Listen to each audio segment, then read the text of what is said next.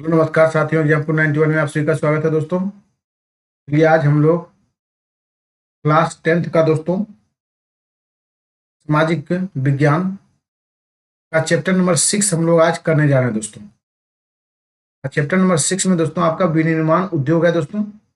आप भाई बहनों से यही गुजारिश है कि आप लोग अगर वीडियो देखते हैं तो आप लोगों को वीडियो अगर अच्छा लगता है दोस्तों तो आप लोग चैनल को जरूर से जरूर सब्सक्राइब कीजिए और अपने भाइयों और अपने बहनों के बीच जरूर से जरूर वीडियो को शेयर किया कीजिए दोस्तों, कमेंट भी कीजिए दोस्तों। के बाद हम आपको 10th के बाद 11th का भी धीरे धीरे ज्योग्राफी आपको उपलब्ध करवा देंगे दोस्तों। एनसीईआरटी का पूरा एनसीईआरटी बेस्ड रहेगा तो दोस्तों लाइन बाय लाइन रहेगा। चलिए हम लोग आगे स्टार्ट करें दोस्तों, चैप्टर को स्टार्ट करते हैं। देखिए विनिर्माण उद्योग दोस्तों, चैप्टर नंबर 6। चलिए हम लोग पढ़ने का स्टार्ट करते हैं दोस्तों।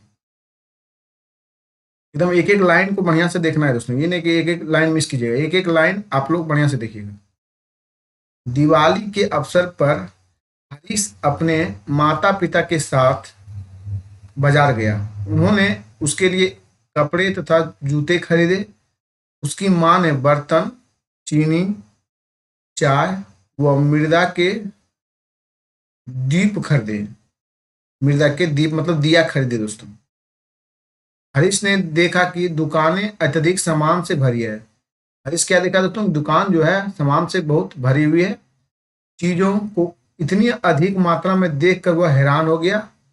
उसके पिता ने समझाया कि जूते, कपड़े और चीनी आदि बड़े उद्योगों में मशीनों द्वारा बनाए जाते हैं। छोटे उद्योगों में बर्तन बनाए जाते हैं तथा दीप जैसी चीजें व्यक्तिगत तौर पर कारीगरों द्वारा घरेलू उद्योगों में बनाई जाती है दोस्तों। क्या आप इन उद्योगों के विषय में जानते हैं? यदि नहीं जानते हैं तो आप लोग देखिए। कच्चे पदार्थों को मूल्यवान उत्पाद में परिवर्तन कर अधिक मात्रा में वस्तुओं के उत्पादन को विनिर्माण या वस्तु निर्माण कहा जाता है दोस्तों। इसे लाइन पढ़िए क्योंकि इंपॉर्टेंट है। कच्चे पदार्थ को मूल्यवान उत्पाद में परिवर्तित कर अधिक मात्रा में वस्तुओं के उत्पादन को विनिर्माण या वस्तु निर्माण कहा जाता है साथियों। क्या आप जानते हैं कागज लकड़ी से, चीनी गन्ने से, लोहा इस्पात से, लो एक्स से तथा एल्युमिनियम बॉक्साइट से निर्मित हैं। क्या आप यह भी जानते हैं कि कई किस्म के कपड़े ऐसे रेशों से बनते हैं जो रेशा उद्योग में बनते हैं दोस्तों। द्वितीय कार्यों देखिए, द्वितीय कार्यों में लगे व्यक्ति कच्चे माल को परिष्कृत वस्तुओं में परिवर्तित करते हैं। जैसे स्टील हो गया, कार हो गया, कपड़ा उद्योग, बेकरी दोस्तों तथा पेय पदार्थों संबंधी उद्योगों में लगे श्रमिक इसी वर्ग के अंतर्गत आते हैं। कुछ व्यक्ति सेवाएं प्रदान करने में रोजगार पाते हैं। इस अध्याय में हम द्वितीय क्रियाओं के अंतर्गत विनिर्माण उद्योग के विषय में पढ़ेंगे दोस्तों। चलिए देखते हैं। किसी देश की आर्थिक उन्नति विनिर्माण उद्योग के विकास में मापी जाती है दोस्तों। क्या बोला गया, फिर से देखिए। किसी देश की आर्थिक उन्नति जो है विनिर्माण उद्योग के विकास में मापी जाती है। फिर देखिए विनिर्माण का महत्व क्या होता है, चलिए देखते हैं हम लोग आगे। विनिर्माण उद्योग सामान्यतः विकास की तथा विशेषतः आर्थिक विकास की रीढ़ समझे जाते हैं दोस्तों। क्या समझा जाता है? रीढ़ दोस्तों। विनिर्माण उद्योग जो है सामान्यतः विकास की तथा विशेषतः आर्थिक विकास की रीढ़ समझे जाते हैं। क्योंकि हम लोग देखते हैं क्योंकि विनिर्माण उद्योग न केवल कृषि के आधुनिकीकरण में सहायक है वरन द्वितीय व तृतीय सेवाओं में रोजगार उपलब्ध कराकर कृषि पर हमारी निर्भरता को कम करते हैं दोस्तों। देखिए देश में औद्योगिक विकास बेरोजगारी तथा गरीबी उन्मूलन की एक आवश्यक शर्त है। भारत में सार्वजनिक तथा संयुक्त क्षेत्र में लगे उद्योग इसी विचार पर आधारित थे दोस्तों। जनजाति तथा पिछड़े क्षेत्रों में उद्योगों की स्थापना का उद्देश्य भी क्षेत्रीय असमानताओं को कम करना था दोस्तों। तो हम लोग आगे चलते हैं। नेक्स्ट पॉइंट देखिए। निर्मित वस्तुओं का निर्यात वाणिज्यिक व्यापार को बढ़ाता है दोस्तों, जिससे अपेक्षित विदेशी मुद्रा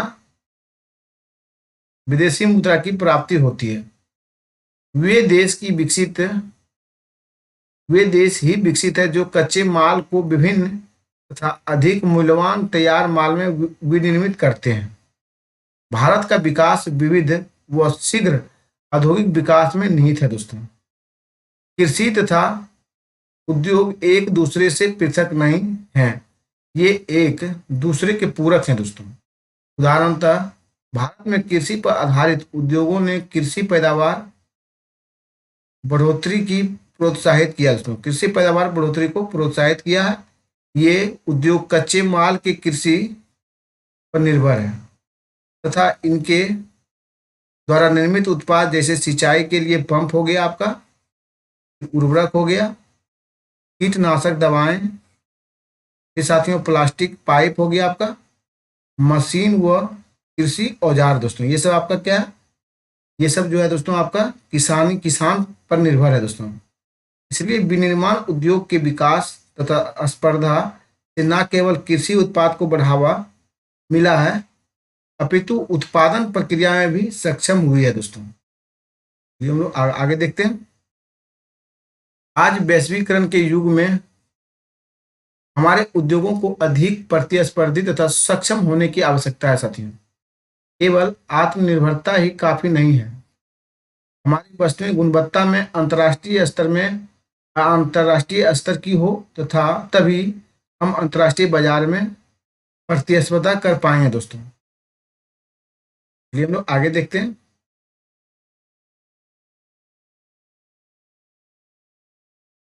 उद्योगों का वर्गीकरण देखिए दोस्तों, उद्योगों का वर्गीकरण। रोजमर्रा के इस्तेमाल की विभिन्न औद्योगिक उत्पादों की सूची बनाए, जैसे ट्रांजिस्टर, बिजली का बल्ब, वनस्पति तेल, सीमेंट, कांच का सामान, पेट्रोल, माचिस, स्कूटर, वाहन, दवाइयां आदि दोस्तों। यदि हम विशेष मापदंडों के आधार पर विभिन्न उद्योगों का वर्गीकरण करते हैं तो विनिर्माण को आसानी से समझ सकेंगे दोस्तों। चलिए देखते हैं हम लोग आगे। उद्योगों को निम्न प्रकार से वर्गीकृत किया जा सकता है दोस्तों। प्रयुक्त कच्चे माल के स्रोत के आधार पर दोस्तों।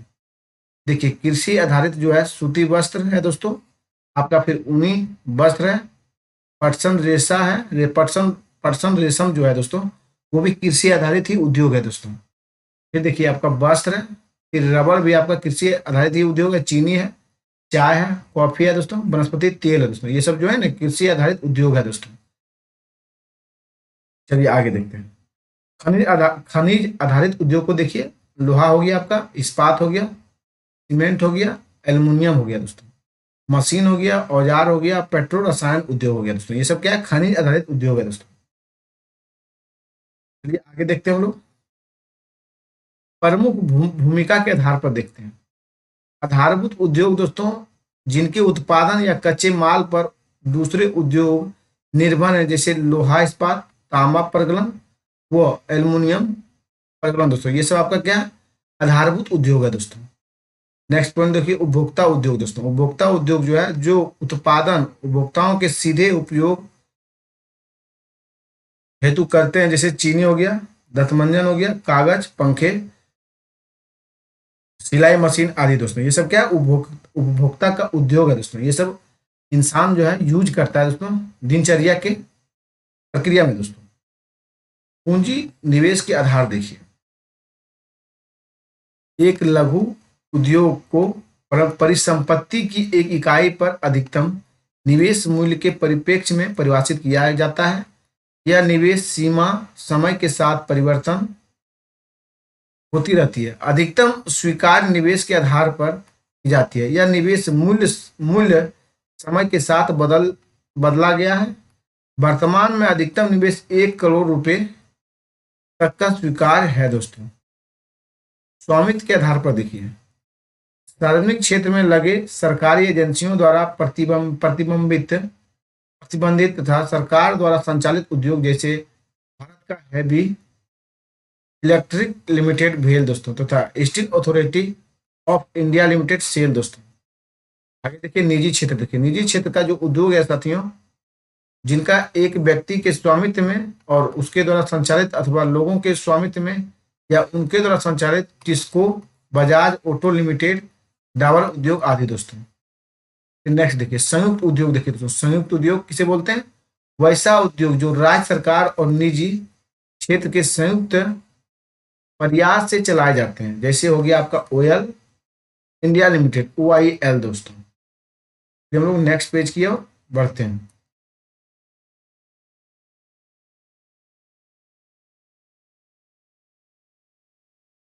फिर सहकारी उद्योग। देखिए दोस्तों सहकारी उद्योग आपका जिनका स्वामित्व कच्चे माल की पूर्ति करने वाले उत्पादकों, श्रमिकों या दोनों के हाथों में होता है। संसाधन का कोष संयुक्त होता है। तो लाभ हानि का विभाजन भी अनुपातिक होता है, जैसे महाराष्ट्र के चीनी उद्योग, केरल के नारियल पर आधारित उद्योग दोस्तों। ये हम लोग आगे देखते हैं कच्चे और तैयार माल की मात्रा व भार के आधार पर दोस्तों।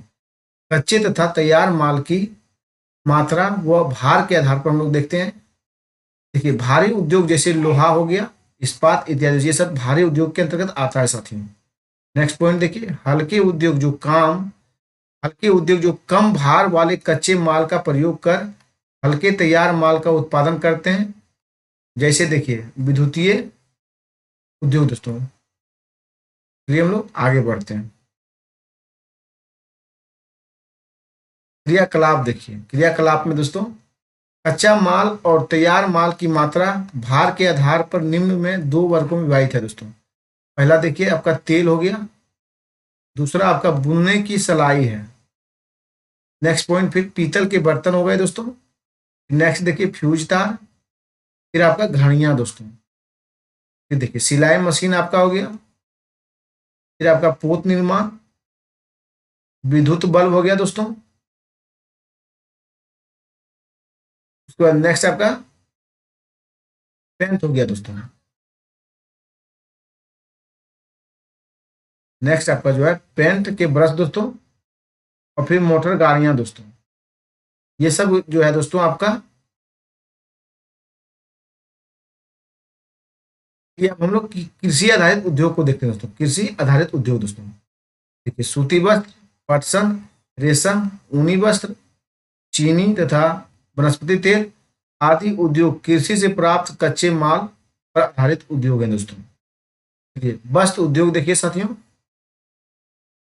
भारतीय अर्थव्यवस्था में वस्त्र उद्योग का अपना अलग महत्व है, क्योंकि इसका औद्योगिक उत्पादन महत्वपूर्ण योगदान है दोस्तों। देश का यह अकेला उद्योग है जो कच्चे माल से उच्चतम अतिरिक्त मूल्य उत्पाद तक इस श्रृंखला में परिपूर्ण तथा आत्मनिर्भर है दोस्तों। चलिए सूती वस्त्र उद्योग दोस्तों। प्राचीन भारत में सूती वस्त्र हाथ से कताई और हथकरघा बुनाई तकनीकों से बनाए जाते थे साथियों। 18वीं शताब्दी के बाद विद्युतीय करघों का उपयोग होने लगा। औपनिवेशिक काल के दौरान हमारे परंपरागत उद्योगों को बहुत हानि हुई, क्योंकि हमारे उद्योग इंग्लैंड के मशीन निर्मित वस्त्रों में स्पर्धा नहीं कर पाए दोस्तों। इसलिए वह स्पर्धा वहां नहीं कर पाए दोस्तों, मतलब स्पर्धा मतलब कंपटीशन दोस्तों, क्योंकि वहां पे मशीनी द्वारा तकनीकी विधि से किया जाता था दोस्तों। यहाँ हाथ से बुनाई किया जाता था, इसलिए उसके मुकाबला इंडिया के मजदूर जो थे उनके इतना डेवलप यहाँ नहीं था दोस्तों। चलिए हम लोग आगे देखते हैं।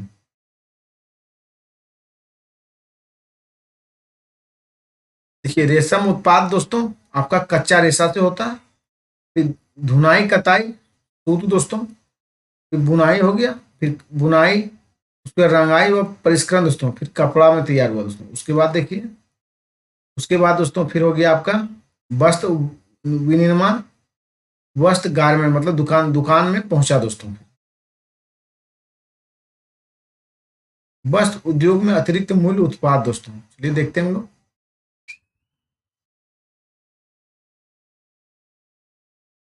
पहला सफल सूती वस्त्र उद्योग 1854 में मुंबई में लगाया गया था दोस्तों। कहाँ लगाया गया था? VVI क्वेश्चन दोस्तों, बार बार यहाँ से पूछा जाता है। पहला सफल सूती वस्त्र उद्योग जो था वो आपका 1854 में मुंबई में लगाया गया था। यूरोप में दो विश्व युद्धों में जूझ रहा था तथा भारत इंग्लैंड के अधीन था। ऐसे में इंग्लैंड में कपड़े की मांग आपूर्ति हेतु भारतीय सूती वस्त्र उद्योग को प्रोत्साहन मिला दोस्तों। तो ये हम लोग आगे देखते हैं। आरंभिक वर्षों में सूती वस्त्र उद्योग महाराष्ट्र तथा गुजरात के कपास उत्पादन क्षेत्रों तक ही सीमित थे। कपास की उपलब्धता, बाजार और परिवहन और पतनों की समीपता, श्रम, नमी युक्त जलवायु आदि कारकों ने इसके स्थायीकरण को बढ़ावा दिया गया दोस्तों। इस उद्योग का कृषि से निकट का संबंध है और कृषकों कपास चुनने वाले, गांठ बनाने वाले, कताई करने वाले और रंगाई करने वाले, डिजाइन बनाने वाले, पैकेट बनाने वाले और सिलाई करने वाले को यह जीविका प्रदान करता है। इस उद्योग के कारण रसायन, रंजक, मिल स्टोर तथा पैकेजिंग सामग्री और इंजीनियरिंग उद्योग की मांग बढ़ती है। फलस्वरूप इन उद्योगों का विकास होता गया दोस्तों। यद्यपि कताई कार्य दोस्तों महाराष्ट्र, गुजरात तथा तमिलनाडु में केंद्रित था साथियों, लेकिन सूती, रेशम, जरी, काशीदारी आदि में बुनाई के परंपरागत कौशल और डिजाइन देने के लिए बुनाई अत्यधिक विकेंद्रीकृत था दोस्तों। भारत में कताई उत्पादन विश्व स्तर का है, लेकिन बुना वस्त्र कम गुणवत्ता वाला है दोस्तों, क्योंकि यह देश में उत्पादित उच्च स्तरीय धागों का अधिक प्रयोग नहीं कर पाता। बुनाई का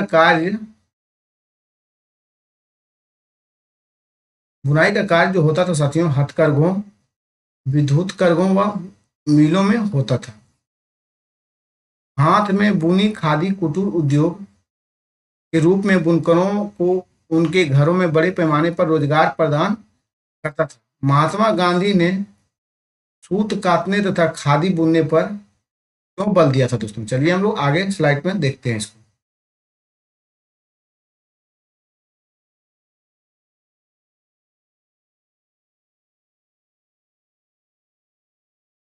हमारे देश में विद्युत चालित करघों तथा हथकरघों द्वारा निर्मित लूमेज की अपेक्षा कारखानों द्वारा निर्मित लूमेज को कम करना रखना क्यों महत्वपूर्ण है? ये पटसन उद्योग देखते हैं हम लोग। भारत पटसन व पटसन निर्मित सामान का सबसे बड़ा उत्पादक है साथियों, तथा बांग्लादेश के पश्चात दूसरा बड़ा निर्यातक भी है। बांग्लादेश के बाद इंडिया जो है आपका पटसन में दूसरा सबसे बड़ा निर्यातक है दोस्तों, मतलब एक्सपोर्ट करता है दोस्तों। वर्ष 2010-11 में भारत में लगभग 80 पटसन उद्योग थे दोस्तों। इसमें अधिकांश पश्चिम बंगाल में हुगली नदी के तट पर 98 किलोमीटर लंबी तथा 3 किलोमीटर चौड़ी एक सक्रिय मेखला में स्थित है दोस्तों। चलिए, पहला पटसन उद्योग कोलकाता के निकट रिसरा में 1855 में लगाया गया दोस्तों। यहाँ पे पॉइंट दोस्तों आपका VBI, यहीं से क्वेश्चन उठाया गया था दोस्तों। 1947 में देश के विभाजन के पश्चात पटसन मिलें तो भारत में रह गई, लेकिन 3/4 जूट उत्पादन क्षेत्र पूर्वी पाकिस्तान अर्थात बांग्लादेश में चले गए दोस्तों। हुगली नदी तट पर इनके स्थित होने के निम्न कारण हैं। पटसन उत्पादक क्षेत्रों की निकटता, सस्ता जल परिवहन, सड़क, रेल व जल परिवहन का जाल, कच्चे माल का मिलों तक ले जाने में सहायक होना और कच्चे पटसन को संसाधित करने में प्रचुर जल, पश्चिम बंगाल तथा समीपवर्ती राज्य उड़ीसा, बिहार और उत्तर प्रदेश से सस्ता श्रमिक उपलब्ध होना दोस्तों। कोलकाता का एक बड़े नगरीय केंद्र के रूप में बैंकिंग, बीमा और जूट के सामान के निर्यात के लिए पतन की सुविधाएं प्रदान करना आदि सम्मिलित थे दोस्तों उस समय। चीनी उद्योग के बारे में आप लोग देखिए थोड़ा। भारत का चीनी उत्पादन में विश्व में दूसरा स्थान है। तो चीनी उत्पादन में जो भारत है विश्व में दूसरा स्थान रखता है दोस्तों, फर्स्ट स्थान आपका चीन रखता है। लेकिन गुड़ व खांडसारी के उत्पादन में इसका प्रथम स्थान है दोस्तों। गुड़, अगर क्वेश्चन पूछ लिया जाए कि गुड़ व खांडसारी के उत्पादन में भारत किस स्थान पे आता है, तो प्रथम स्थान पे आता है विश्व में दोस्तों। इस उद्योग में प्रयुक्त कच्चा माल भारी होता है तथा ढुलाई में इसके सुक्रोज की मात्रा घट जाती है। चीनी मिलों उत्तर प्रदेश, बिहार अपना, फिर महाराष्ट्र, कर्नाटक दोस्तों। चलिए हम लोग नेक्स्ट स्लाइड पर चलते हैं।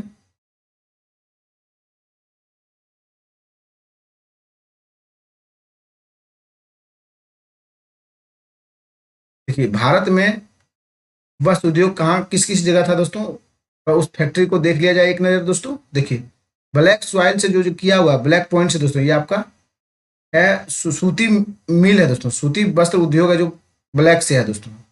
देखिए सूती का जितना भी उद्योग था आपका ये है दोस्तों। मुर्शिदाबाद था, बांकरा, हावड़ा, हुगली भी था दोस्तों आपका केंद्र।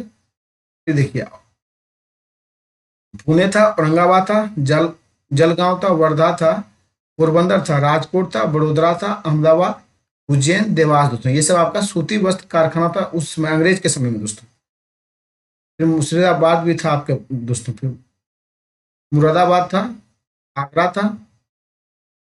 और जो फिर नेक्स्ट देखते हैं हम लोग, दक्षिण में पूछा जाए तो कोयम्बटूर था, मदुरई था दोस्तों सूती वस्त्र के लिए। ऊनी वस्त्र लाल पॉइंट्स जो इंडिकेट किया है वो ऊनी वस्त्र है दोस्तों। ये देखिए बेंगलुरु ऊनी वस्त्र के लिए था दक्षिण में दोस्तों। फिर आपका मुंबई था, फिर अहमदाबाद था दोस्तों, ऊनी और वस्त्र दोनों में था दोस्तों। फिर जामनगर आपका ऊनी में है, जयपुर है, ग्वालियर है, शाहजहांपुर है, कानपुर है दोस्तों, वाराणसी है, लुधियाना है, अमृतसर है दोस्तों ऊनी वस्त्र के लिए। फिर श्रीनगर है दोस्तों, बीकानेर भी है दोस्तों। चलिए और नेक्स्ट पॉइंट और देखते हैं हम लोग, रेशम उद्योग। देखिए रेशम उद्योग दोस्तों आपका ब्लैक ट्रेंगल के आकार में जो है वो आपका क्या है, रेशम उद्योग है दोस्तों। जैसे मैसूर देखिए, कोलार देखिए, इसे आपका रेशम उद्योग है, रेशम वस्त्र उद्योग है। बेलगांव देखिए, ये सब जगह पे आपका रेशम उत्पादन किया जाता था दोस्तों। ये देखिए हावड़ा में भी आपका रेशम उत्पादन होता था दोस्तों। बांकुड़ा, हावड़ा की जगह बांकुड़ा था दोस्तों स्थान। ये हम लोग आगे बढ़ते हैं दोस्तों। फिर देखिए आपका जम्मू कश्मीर के एरिया में दोस्तों, बारामूला में आपका रेशम उत्पादन होता था उस समय दोस्तों। अनंतनाग में भी होता था, श्रीनगर में भी दोस्तों, तीनों जगह आपका रेशम का उत्पादन होता था। चलिए हम लोग नेक्स्ट स्लाइड पे चलते हैं।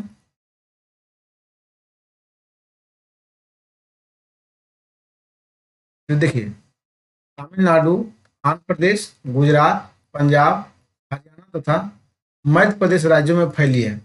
चीनी मिलें का 60% उत्तर प्रदेश तथा बिहार में है दोस्तों।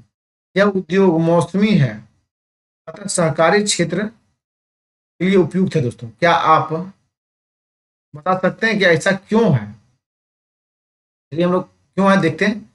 पिछले कुछ वर्षों में इन मिलों की संख्या दक्षिणी और पश्चिमी राज्यों में, विशेषकर महाराष्ट्र में बढ़ी है साथियों।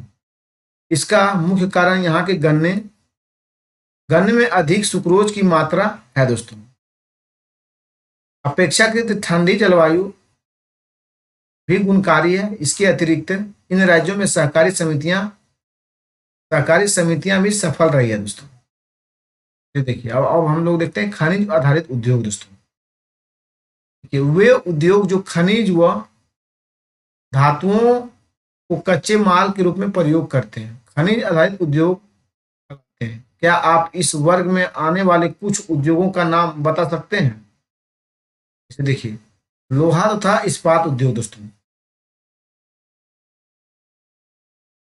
लोहा तथा इस्पात उद्योग के आधारभूत बेसिक उद्योग हैं, क्योंकि अन्य सभी भारी, हल्के, मध्यम उद्योग इनसे बनी मशीनरी पर निर्भर है। विविध प्रकार के इंजीनियरिंग सामान, निर्माण सामग्री, रक्षा, चिकित्सा।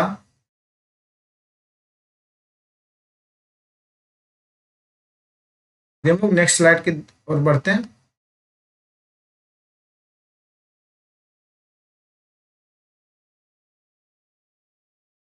टेलीफोन, विज्ञान उपकरण और विभिन्न प्रकार की उपभोक्ताओं वस्तुओं के निर्माण के लिए इस्पात की आवश्यकता होती है दोस्तों। क्रियाकलाप देखिए, इस्पात से बने उन सभी पदार्थों की सूची बनाएं जो आप सोच सकते हैं। इस्पात के उत्पादन तथा खपत को प्राय एक देश के विकास का पैमाना माना जाता है। लोहा का इस्पात एक भारी उद्योग है दोस्तों। लोहा और इस्पात जो है क्या है, एक भारी उद्योग है दोस्तों, क्योंकि इसमें प्रयुक्त कच्चा तथा तैयार माल दोनों ही भारी तथा स्थूल होते हैं साथियों, और इसके लिए अधिक परिवहन लागत की आवश्यकता होती है। इस उद्योग के लिए लो अयस्क कोकिंग कोल और चूना पत्थर अनुपात लगभग आपका 4.2.1 का है दोस्तों।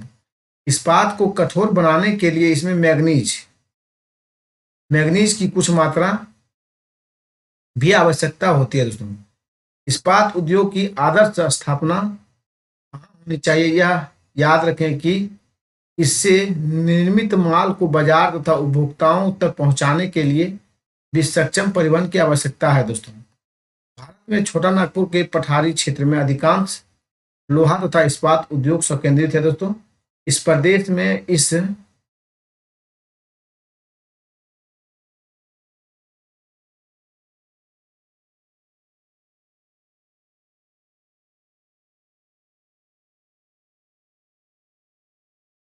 इस्पात निर्माण देखिए दोस्तों,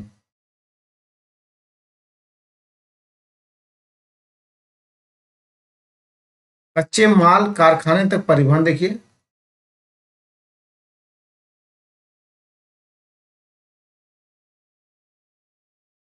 झोंकदारी भट्ठी देखिए दोस्तों, लोह अयस्क को गलाया जाना। चूना पत्थर एक सहायक खनिज है जो इसमें मिलाया जाता है। धातु का मैल हटाया जाता है और अयस्क को गर्म करने के लिए कोक का ईंधन के रूप में इस्तेमाल होता है दोस्तों। ये आगे देखिए, ढलमा लोहा दोस्तों। ढलमा जो है तरल पदार्थों को सांचों में ढाला जाता है और जिससे ढलमा लोहा तैयार होता है दोस्तों। धातु के आकार देखिए, रोलिंग हो गया, प्रोसिंग हो गया, ढलाई और गढ़ाई दोस्तों। इस्पात बनाना दोस्तों देखिए, ढलमा लोहे को पुनः गलाकर ऑक्सीकरण द्वारा अशुद्धता हटाकर तथा मैग्नीज, निकेल, क्रोमियम मिलाकर शुद्ध किया जाता है दोस्तों। चलिए हम लोग आगे प्रक्रिया को देखते हैं दोस्तों। चलिए हम लोग आगे मैप के माध्यम से थोड़ा समझ लेते हैं दोस्तों। भारत में लो इस्पात संयंत्र देखिए,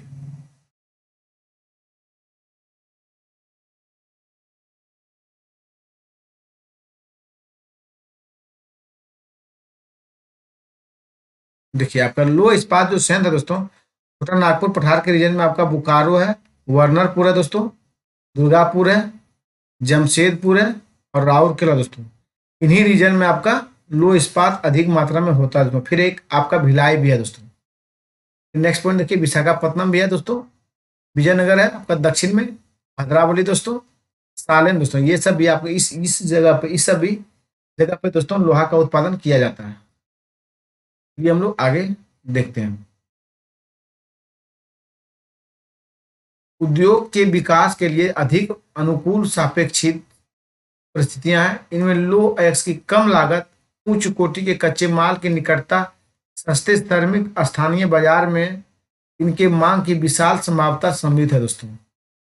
एल्युमिनियम प्रगलन देखिए दोस्तों, स्मेल्टिंग है। भारत में एल्युमिनियम प्रगलन द्वारा सर्वाधिक महत्वपूर्ण धातु शोधन उद्योग है दोस्तों। यह हल्का जंग अवरोधी, उष्मा सुचालक, लचीला एवं अन्य धातुओं के मिश्रण से अधिक कठोर बनाया जा सकता है। हवाई जहाज बनाने में, बर्तन तथा तार बनाने में इसका प्रयोग किया जाता है। कई उद्योगों में इसका महत्व इस्पात और तांबा, जस्ता और शीशे के विकल्प के रूप में प्रयुक्त होने से बढ़ा है दोस्तों। देश के एल्युमिनियम प्रगलन संयंत्र उड़ीसा, पश्चिम बंगाल, केरल, उत्तर प्रदेश, छत्तीसगढ़, महाराष्ट्र और तमिलनाडु राज्यों में स्थित है दोस्तों। ये हम लोग आगे की ओर बढ़ते हैं दोस्तों।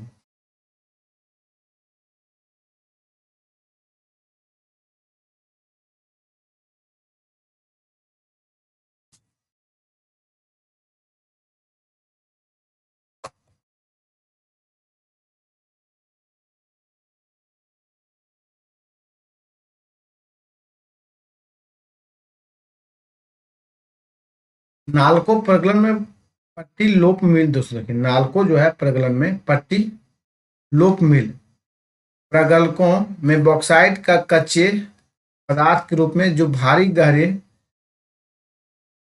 लाल रंग की चट्टान जैसा होता है दोस्तों प्रयोग किया जाता है। प्रवाह चार्ट 6.5 में देखेंगे हम लोग।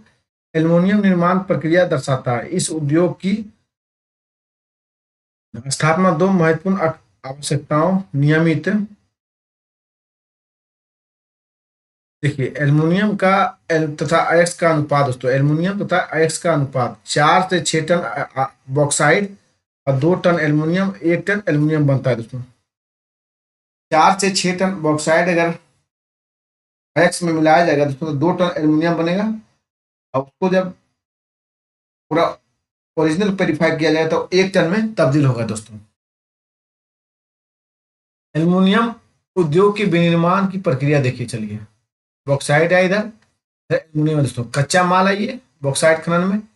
परिवहन रेल या समुद्री जहाज दोस्तों। बॉक्साइट दलन और एल्युमिनियम घुलना, एल्युमिनियम घुलन दोस्तों, एल्युमिनियम तो सारा देखिए पहले होता है दोस्तों प्रगलागर प्रगालक स्थल तक भारी अयस्क का पहुंचना दोस्तों। फिर शोधशाला में कैल्शियम युक्त पेट्रोलियम कोक कोयला खान से पिच दोस्तों। आगे देखिए क्रायोलाइट दोस्तों, एक पिछली धातु जो इलेक्ट्रोलाइट का काम करती है दोस्तों। एल्युमिनियम प्रगलक प्रागलक एल्युमिनियम प्रागलक विद्युत यानी 18,600 किलोवाट प्रति टन अयस्क है दोस्तों। चलिए हम लोग आगे चलते हैं दोस्तों।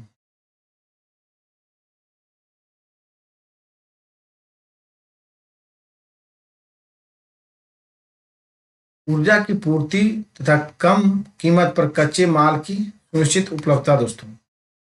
रसायन उद्योग देखिए, भारत में रसायन उद्योग तेजी से विकसित हो रहा है तथा फैल रहा है दोस्तों। इसकी भागीदारी सकल घरेलू उत्पाद में 3% है दोस्तों। यह उद्योग एशिया का तीसरा बड़ा तथा विश्व में आकार की दृष्टि से 12वें स्थान पे है दोस्तों।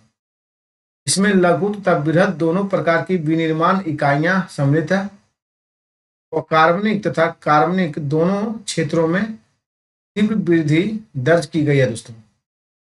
तो कार्बनिक रसायनों में सल्फ्यूरिक अम्ल, उर्वरक, कृत्रिम वस्त्र, प्लास्टिक, गोंद, रंग रोगन, डाई आदि के निर्माण में प्रयुक्त है दोस्तों। नाइट्रिक अम्ल, क्षार, सोडा एस, कांच, साबुन, शोधक एवं अपमार्जक, कागज में प्रयुक्त होने वाला रसायन है दोस्तों तथा कास्टिक सोडा आदि शामिल है दोस्तों। इन उद्योगों का देश में विस्तृत फैलाव है दोस्तों। क्या आप बता सकते हैं कि ऐसा क्यों है?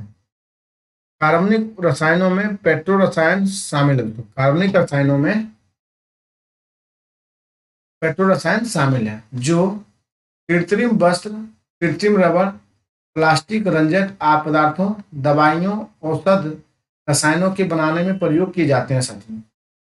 ये उद्योग तेल शोधनशालाओं एवं पेट्रो रसायन संयंत्रों के समीप स्थापित है दोस्तों। रसायन उद्योग अपने आप में एक बड़ा उपभोक्ता भी है दोस्तों।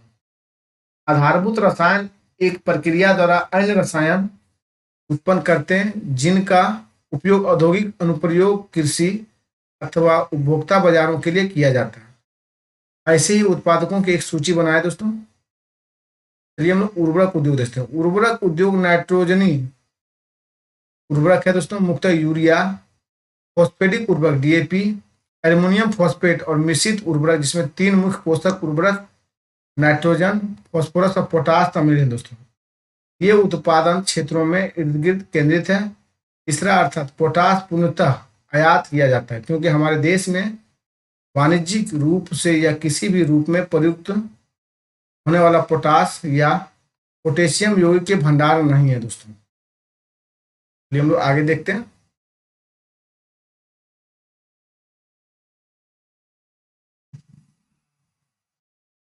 हरित क्रांति के पश्चात यह उद्योग देश के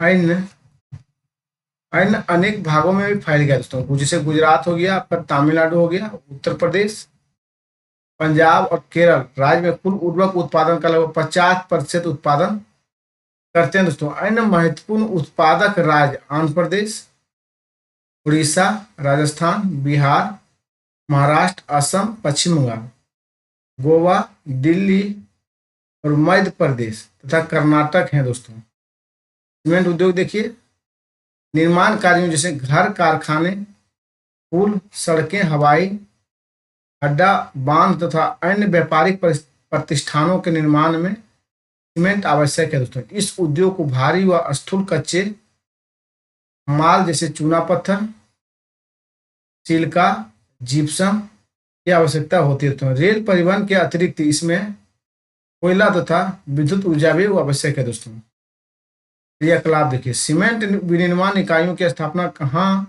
पर आर्थिक रूप से व्यवहारिक होगा दोस्तों? इस उद्योग की इकाइयां गुजरात में लगाई गई थी, क्योंकि यहाँ से इसे खाड़ी के देशों के बाजार की उपलब्धता है दोस्तों। क्रियाकलाप देखिए, भारत यह उद्योग अन्य किन राज्यों में स्थित है, उनके नाम बताएं साथियों। चलिए हम लोग आगे देखते हैं। मोटर गाड़ी उद्योग दोस्तों, मोटर गाड़ी यात्रियों तथा सामान के तीव्र परिवहन के साधन है।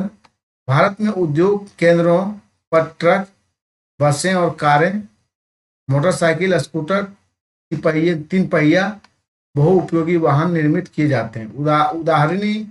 उदारीकरण के पश्चात नए आधुनिक मॉडल के वाहनों का बाजार तथा वाहनों की मांग बढ़ी है, जिससे इस उद्योग में विशेषकर कार, दो पहिया तथा तीन पहिया वाहनों में अपार वृद्धि हुई है। यह उद्योग दिल्ली, गुड़गांव, मुंबई, पुणे, चेन्नई, कोलकाता, लखनऊ, इंदौर, हैदराबाद, जमशेदपुर, बेंगलुरु के आसपास स्थित है दोस्तों। ये हम लोग आगे स्लाइड की ओर बढ़ते हैं।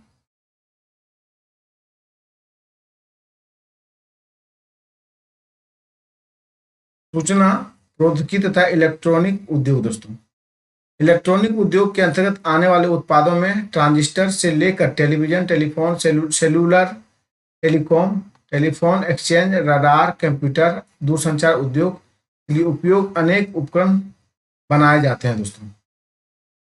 HCL रूपनगर में केबल निर्माण, पश्चिम बंगाल दोस्तों। HCL रूपनगर में केबल का निर्माण होता है दोस्तों। देखिए आगे, बेंगलुरु भारत की इलेक्ट्रॉनिक राजधानी है दोस्तों। बेंगलुरु जो है VVI पॉइंट है दोस्तों, बार बार पूछा जाता है। भारत की इलेक्ट्रॉनिक राजधानी के रूप में उभरा दोस्तों। इलेक्ट्रॉनिक सामान एक अन्य महत्वपूर्ण उत्पादक केंद्र मुंबई, दिल्ली, हैदराबाद, पुणे, चेन्नई, कोलकाता, लखनऊ है दोस्तों। इस उद्योग का सर्वाधिक स्वकेंद्रन बेंगलुरु, नोएडा, मुंबई, चेन्नई, हैदराबाद और पुणे में है साथियों। यह भी अत्यंत रोचक है कि भारत में सूचना प्रौद्योगिकी उद्योग के सफल होने का कारण हार्डवेयर व सॉफ्टवेयर के का निरंतर विकास है दोस्तों। औद्योगिक प्रदूषण एवं तथा पर्यावरण निम्नीकरण दोस्तों, यद्यपि उद्योगों को भारतीय अर्थव्यवस्था की वृद्धि व विकास में महत्वपूर्ण भूमिका है दोस्तों, तथापि इनके द्वारा बढ़ते भूमि, वायु, जल तथा पर्यावरण प्रदूषण को भी नकारा नहीं जा सकता दोस्तों। उद्योग 4 प्रकार के प्रदूषण के लिए उत्तरदायी है: वायु, जल, भूमि और ध्वनि दोस्तों। प्रदूषण करने वाले उद्योगों में ताप विद्युतग्रह भी सम्मिलित है दोस्तों। वायु परिवहन देखिए, वायु प्रदूषण देखिए, अधिक अनुपात में अनचाही गैसों की उपस्थिति, सल्फर डाइऑक्साइड तथा कार्बन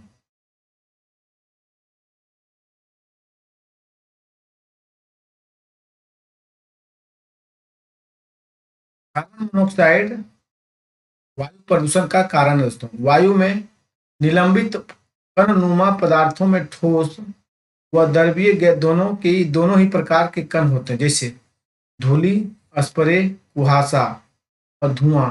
रसायन व कागज उद्योग के ईंटों के भट्ठे, तेल शोधनशालाएं, प्रगलन उद्योग, जीवाश्म ईंधन दहन तथा छोटे बड़े कारखाने प्रदूषण के नियमों का उल्लंघन करते हुए धुआं निष्कासित करते हैं दोस्तों। जहरीली गैसों का रिसाव बहुत भयानक तथा दूरगामी प्रभावों वाला हो सकता है।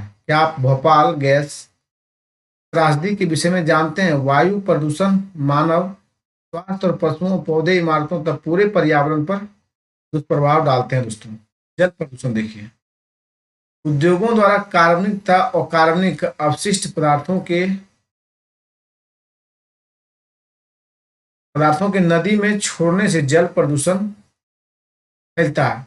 जल प्रदूषण के प्रमुख कारक हैं कागज, लुगदी, रसायन, वस्त्र, रंगाई उद्योग, तेल शोधन शालाएं, चमड़ा उद्योग, इलेक्ट्रोप्लेटिंग उद्योग हैं दोस्तों, जो रंग, अपमार्जक अम्ल और लवण और भारी धातुएं जैसे सीसा, पारा, कीटनाशक, उर्वरक, कार्बन, प्लास्टिक और रबर सहित कृत्रिम रसायन आदि जल में वाहित करते हैं। भारत की मुख्य अपशिष्ट पदार्थ में फ्लाई एश, फोस्फोजिप्सम तथा लौह इस्पात की अशुद्धियां स्लैग है दोस्तों। हम लोग आगे देखते हैं। तापीय प्रदूषण देखिए, जब कारखानों तथा ताप घरों में गर्म जल को बिना ठंडा किए ही नदियों तथा तालाबों में छोड़ दिया जाता है तो जल में तापीय प्रदूषण होता है दोस्तों। इस लाइन को दोहराइए, बार बार पूछा जाता है सवाल दोस्तों कि जब कारखाना तथा ताप घरों से गर्म जल को बिना ठंडा किए ही नदियों तथा तालाबों में छोड़ दिया जाता है, उसे हम लोग क्या कहते हैं? तापीय प्रदूषण कहते हैं दोस्तों। जलीय जीवन पर इसका क्या प्रभाव होगा बताइए दोस्तों। चलिए देखते हैं हम लोग आगे। परमाणु ऊर्जा संयंत्रों के अपशिष्ट व परमाणु संयंत्र उत्पादक कारखानों में कैंसर, जन्मजात विकार तथा अकाल प्रसव जैसी बीमारियां उत्पन्न होती हैं। मृदा व जल प्रदूषण आपस में संबंधित है। मलबे का ढेर, विशेषकर कांच, हानिकारक रसायन, औद्योगिक बहाव, पैकिंग, लवण तथा कूड़ा करकट मृदा को अनुपजाऊ बनाता है।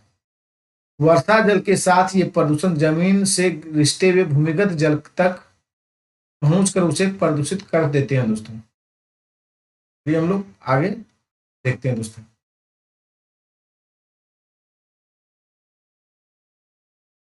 थोड़ा कर लीजिए, पहले देख लीजिए थोड़ा मैप दोस्तों।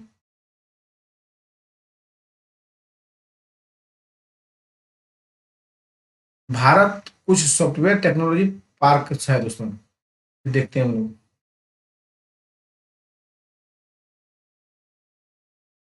कहाँ कहाँ है दोस्तों? श्रीनगर है आपका, मोहाली है, नोएडा है, जयपुर है दोस्तों, इंदौर है, गांधीनगर है, मुंबई है, पुणे है दोस्तों, भुवनेश्वर है, विशाखापट्टनम है और दोस्तों हैदराबाद भी है, बेंगलुरु है दोस्तों, मैसूर है, चेन्नई है दोस्तों। सॉफ्टवेयर टेक्नोलॉजी पार्कर्स है दोस्तों। चलिए हम लोग आगे देखते हैं।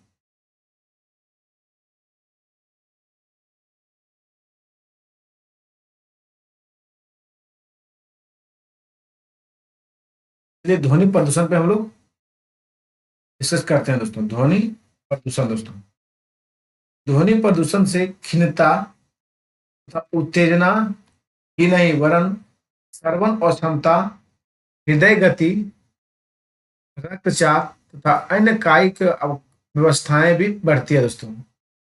अनचाही ध्वनि उत्तेजना व मानसिक चिंता का स्रोत है दोस्तों। औद्योगिक तथा निर्माण कार्य कारखानों के उपकरण, जनरेटर और लकड़ी चीरने के कारखाने, गैस यांत्रिकी तथा विद्युत ड्रिल भी अधिक ध्वनि उत्पन्न करते हैं दोस्तों। ये हम लोग आगे देखते हैं।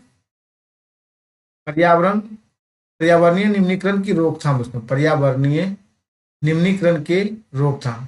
कारखानों द्वारा निष्कासित 1 लीटर अपशिष्ट से लगभग 8 गुना स्वच्छ जल दूषित होता है दोस्तों। औद्योगिक प्रदूषण से स्वच्छ जल को कैसे बचाया जा सकता है, इसके कुछ निम्न सुझाव हैं दोस्तों। देखिए हम लोग नेक्स्ट देखते हैं। विभिन्न प्रक्रियाओं में जल का न्यूनतम उपयोग तथा जल को 2 या अधिक उत्तरोत्तर अवस्थाओं में पुनः चक्रण द्वारा पुनः उपयोग दोस्तों। हमें देखिए जल की आवश्यकता पूर्ति हेतु वर्षा जल संग्रह, नदियों व तालाबों में गर्म जल तथा अपशिष्ट पदार्थों को प्रभावित करने से पहले उनका शोधन करना। औद्योगिक अपशिष्ट का शोधन 3 चरणों में किया जा सकता है दोस्तों। नेक्स्ट देखिए, यांत्रिकी साधनों द्वारा प्राथमिक शोधन। इसमें अपशिष्ट पदार्थों की छटाई, उनके छोटे छोटे टुकड़े करना, ढकना व तलछट जमाव आदि में सम्मिलित है दोस्तों। जैविक प्रक्रियाओं द्वारा द्वितीय शोधन देखिए।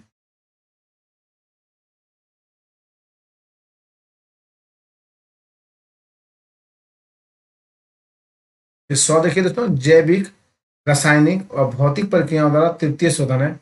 इसमें अपशिष्ट जल को पुनः चक्रण द्वारा पुनः प्रयोग योग्य बनाया जाता है दोस्तों। जहां भूमिगत जल का स्तर कम है, वहां उद्योगों द्वारा इससे अधिक निष्कासन पर कानूनी प्रतिबंध होना चाहिए। वायु में निलंबित प्रदूषण को कम करने के लिए कारखानों में ऊंची चिमनियों में इलेक्ट्रोस्टैटिक अवक्षेपन स्क्रबर उपकरण तथा गैसीय प्रदूषक पदार्थों को जड़त्वीय रूप से पृथक करने के लिए उपकरण होना चाहिए। कारखानों में कोयले की अपेक्षा तेल व गैस के प्रयोग से धुएं के निष्कासन में कमी लाई जा सकती है। मशीनों व उपकरणों का उपयोग किया जा सकता है तथा जनरेटरों में साइलेंसर लगाया जा सकता है दोस्तों। ऐसे मशीनरी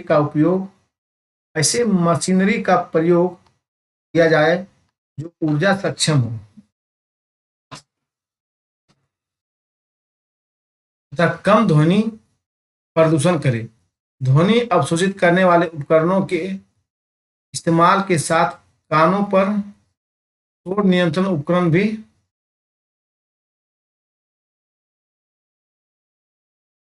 पहनने चाहिए दोस्तों। मतलब कानों पर शोर नियंत्रण उपकरण भी पहनने चाहिए।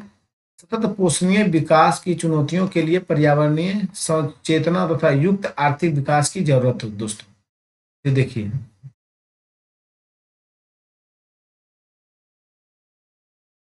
फरीदाबाद में यमुना एक्शन प्लान के अंतर्गत वाहित मल उपचार संयंत्र है ये दोस्तों। ठीक है, थोड़ा देख लीजिए, धुंधला थोड़ा 2 सेकंड रुक जाइए दोस्तों। आप लोग देखिए कैसे फरीदाबाद में यमुना एक्शन प्लान से वाहित मल उपचार संयंत्र लगाया गया है दोस्तों। हम लोग आगे फिगर की ओर बढ़ते हैं।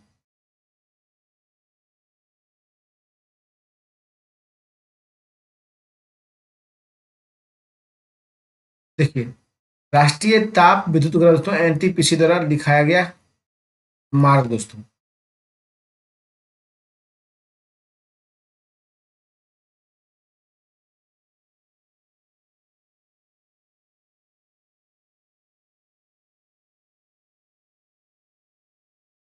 भारत में राष्ट्रीय ताप विद्युत ग्रह कॉरपोरेशन विद्युत प्रदान करने वाले मुख्य निगम है दोस्तों।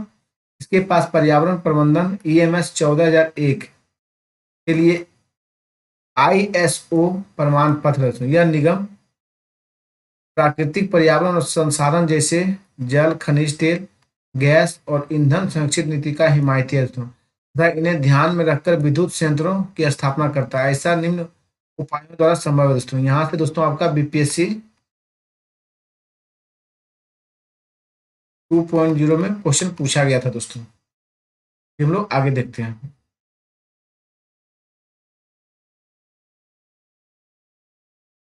आधुनिक तकनीकों पर आधारित उपकरणों का सही उपयोग करके विद्यमान उपकरणों में सुधार, अधिकतम राख का इस्तेमाल कर अपशिष्ट पदार्थों का न्यूनतम उत्पादन, पारिस्थितिकी संतुलन बनाए रखने के लिए हरित क्षेत्र की सुरक्षा, वृक्षारोपण के लिए प्रेरित करना, तरल अपशिष्ट प्रबंधन, राख युक्त जलीय पुनर्चक्रण, राख संग्रह प्रबंधन द्वारा पर्यावरण प्रदूषण को कम करना दोस्तों।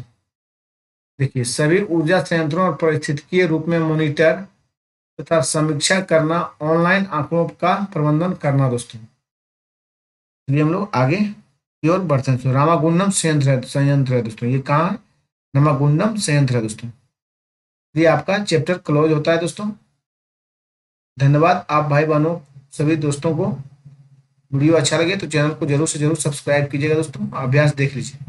कौन सा उद्योग चूना पत्थरों कच्चे माल के रूप में प्रयोग करता है दोस्तों? सीमेंट। कौन सा करता है? सीमेंट दोस्तों। चलिए आगे देखते हैं। कौन सा उद्योग बॉक्साइट को कच्चे माल के रूप में प्रयोग किया जाता है? बॉक्साइट को दोस्तों एल्युमिनियम परगलन के लिए किया जाता है दोस्तों। आप लोग चैप्टर को जरूर से जरूर देखिएगा दोस्तों, पूरा वीडियो अंत तक देखिएगा 1 से 2 बार, इससे आपका क्वेश्चन नहीं छूटेगा तो नहीं छूटेगा दोस्तों। इसका देखिए, कौन सा उद्योग दूरभाषा कंप्यूटर आदि संयंत्र से निर्मित होते हैं दोस्तों? इलेक्ट्रॉनिक सूचना प्रौद्योगिकी दोस्तों। उद्योग दूरभाषा कंप्यूटर आदि संयंत्र निर्मित किए गए जाते हैं तो इलेक्ट्रॉनिक से दोस्तों, इलेक्ट्रॉनिक से। अब यहाँ से लघु उत्तरीय प्रश्न दोस्तों संक्षिप्त में लिखना है। निर्माण क्या, आधारभूत उद्योग क्या है, आप लोग इसको देख लीजिएगा। आपका चैप्टर आज का जो था कंप्लीट करा दिया गया दोस्तों। आपका नेक्स्ट चैप्टर बचा हुआ राष्ट्रीय अर्थव्यवस्था की जीवन रेखा, चैप्टर नंबर 7 है दोस्तों। इसके बाद आपका 10th में कोई भी चैप्टर नहीं बचेगा दोस्तों। उसके बाद आपका 10th का पूरा ज्योग्राफी कंप्लीट हो गया। आप लोग चैनल पे जाइए और रिवीजन करते रहिए सिर्फ। उसके बाद प्रैक्टिस जो करवाया जाता है, आप लोग उस प्रैक्टिस को जरूर से जरूर लगाते रहिए और अपनी तैयारी को चेक करते रहिए कि आपका कहाँ किस सब्जेक्ट कमजोर है नहीं है दोस्तों। चलिए हम लोग स्टॉप करते हैं।